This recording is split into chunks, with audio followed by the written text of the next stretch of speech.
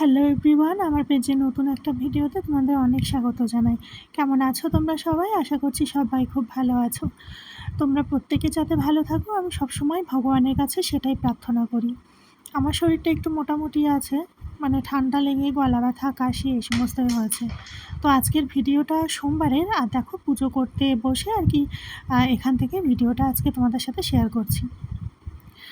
সোমবার বলতে ভোলানাথের দিন, আর কোনো সোমবার সেটা আমি ভুলে যাই তো না, আর ভুলও আমার হয় না।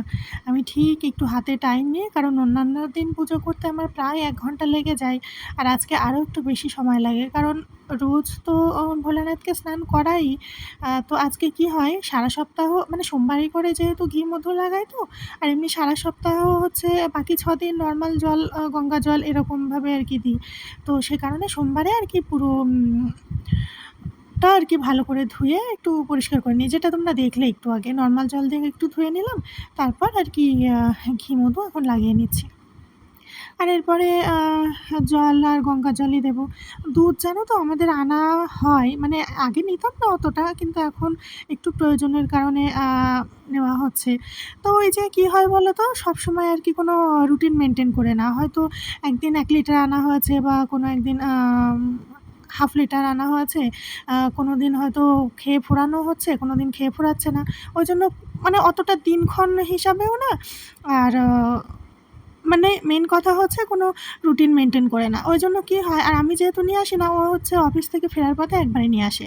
আর ও যে ব্যাগটা নিয়ে যায়, ওর মধ্যে মাঝে মধ্যে টিফিন দেওয়া হয় নানান রকম কিছু।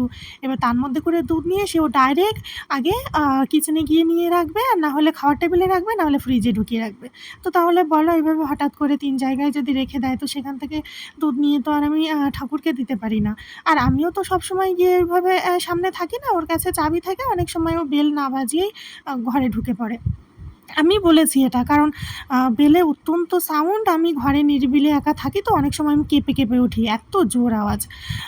তো সে কারণে, আর তাছাড়া আমি বলি যে, না আমি কখন কোথায় কোন কাজে ব্যস্ত থাকবো, তুমি 2-1 সময় একবার বেল বাজাবে, যদি আমি দরজা না খুলতে পারি তুমি নিজেই আর কি চাবি দিয়ে খুলে ঢুকে যাবে। তো এই কারণেই আর কি। আর এসে আমি যদি সামনের মাথায় নাও থাকি, ও কী করবে, দুধের প্যাকেটটা নিয়ে এখানে ওখানে রেখে দেবে। আর ওই সমস্ত আমিষ জায়গার ছোঁয়াছুঁয়িতে আর সেই দুধ নিয়ে আমি ঠাকুরকে আর দিতেও পারি না। না, যেদিন সম্ভব হয় দেখি যে না অন্য জায়গায় রেখেছে, সেদিন কিন্তু নিয়ে একটুখানি ঠাকুরের পাত্রে ঢেলে তারপরে ঘরে রাখি, এরকমই আর কি। আর হ্যাঁ, যেটা তোমাদেরকে বলতে চাইছি, এই যে তামার ঘটিটা দেখছো, এটা হচ্ছে কিন্তু আমি সপ্তাহে 1 দিনই মাজি, সোমবার করে।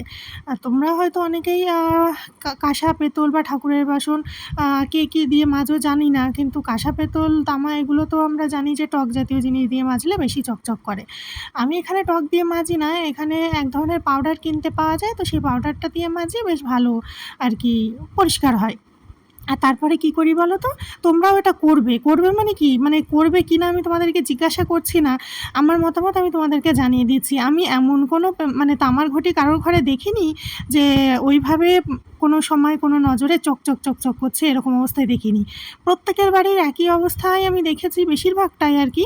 আমি বলছি না যে হয়তো সবার ঘরেই এরকমই থেকে যায়, মানে কালো গায়ে পুরো একদম স্পট পড়ে গেছে। আমি বলছি না এটা তোমরা যে ভালো করে পরিষ্কার করো না, তা না, তার কারণ এটাই যে ওর গায়ে না তোমরা যতই মানে ডেইলি পরিষ্কার করো বা যাই করো না কেন, ওই ব্যবহার করার পরে যদি গায়ে জলের ছিটে ফোঁটাগুলো লেগে থাকে না ঘটির গায়ে, ওটা ওই অবস্থায় রেখে দিলেই ওই জলটা টেনে নিয়ে পুরো ওই কালো স্পটটা পড়ে যায়।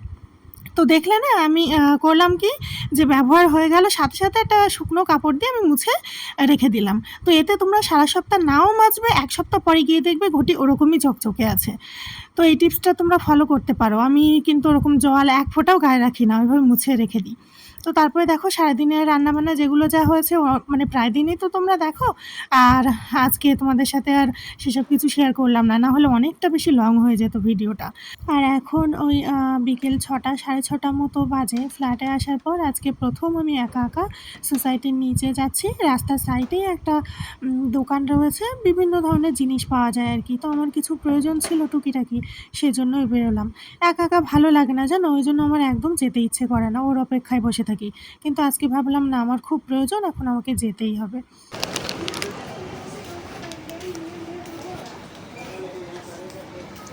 प्लास्टिक वाला कितना अच्छा है? 120 ये अच्छा वाला चाहिए तो 150 रुपये। अच्छा वाला दिखाइए। 100 का देना, 100 का रखा होगा लंबा दाल।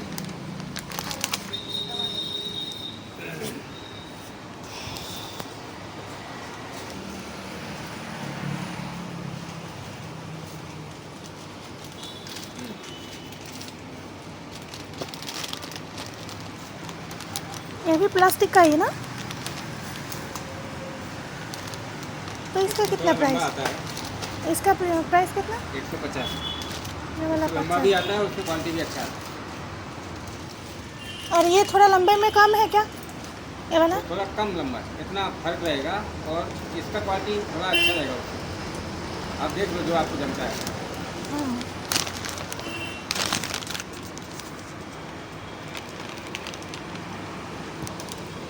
पैकेजिंग है तो खोला नहीं जाएगा ना। खुल जाएगा फिर डालेगा नहीं ऐसा। ले लो वो भी ठीक है। ये बाहर उसमें डाल दो। नहीं दीजिए, मैं थोड़ा देख लेती हूँ कि कितना फर्क है।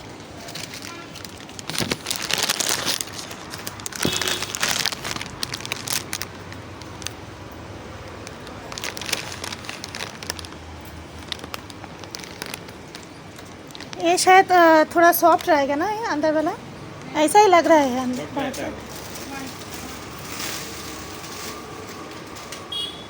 तो रहता ही है।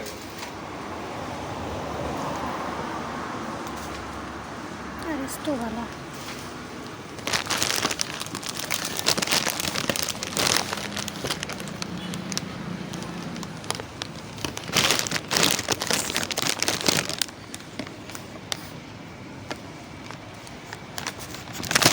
अब देख लेती हूँ पहले, और कुछ लूँगी इसमें से एक, और বাকি দেখ लेती हूँ। একা একা নিচে আসতে কোনো কিছু কিনতে যেতে একদম ইচ্ছে করে না, জানো তো, মনে হয় সাথে কেউ থাকলে একটু ভালো লাগতো। এই কারণে আমি বেশিরভাগ জিনিস অনলাইনে কেনাকাটা করি। আমাদের মা ভাবি যেহেতু ডিউটি করে, আমি যখন দোকানে যাচ্ছিলাম নিজেই ভাবির সাথে দেখা হয়েছিল এরকম 6:30টার দিকে ঘরে ফেরে। তো সারাদিন সেও অনেক কষ্ট করে আসে, ওই জন্য তাকেও আর বলতে পারি না। আর মণ্ডল মশাই সেও যখন অফিস থেকে ফেরে চোখ মুখ দেখে মনে হয় এত ক্লান্ত, তখন তাকেও আর বলতে পারি না। আমারও শরীরটা ভালো নেই, তো ভাবলাম যে না, আমারই প্রয়োজনের জিনিস আমাকেই যেতে হবে। তো দেখো, এই যে একটা ঝাড়ু নিয়েছি, একটা প্লেট, একটা ক্লিপ আর 2টো টিপ পাতা। আর হ্যাঁ, এই দোকানে জানো তো কেনাকাটা করতে করতে একটা জিনিস আমি খুব ভালো লক্ষ্য করেছি, সেটা আমি তোমাদেরকে নেক্সট ভিডিওতে শেয়ার করব। আর এই ভিডিওটা আজকে এখানে এন্ড করছি। কেমন লাগলো কমেন্ট করে জানিও।